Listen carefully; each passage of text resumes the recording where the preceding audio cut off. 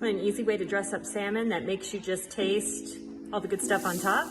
Here it is. You're going to need 4 cups cooked black beans, drained and rinsed.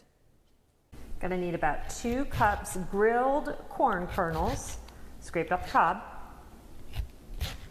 1 red pepper, finely chopped. Take those seeds out too.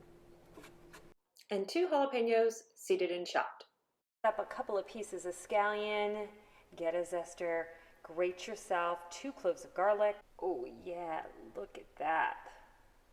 Cut up some fresh cilantro. Your ingredients in a bowl, then some fresh lime juice. I use about 2 limes, and a half a cup of really good extra virgin olive oil. Of course, add some salt and some fresh black pepper.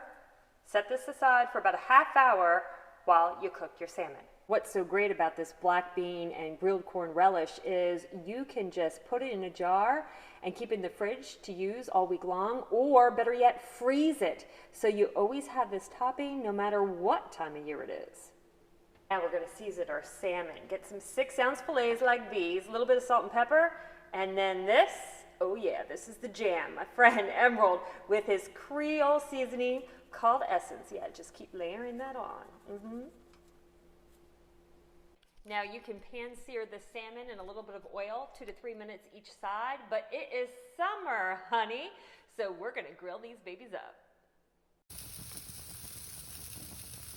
Once the salmon is done, all you do is take the relish and you put it over top as much as you want. You do you.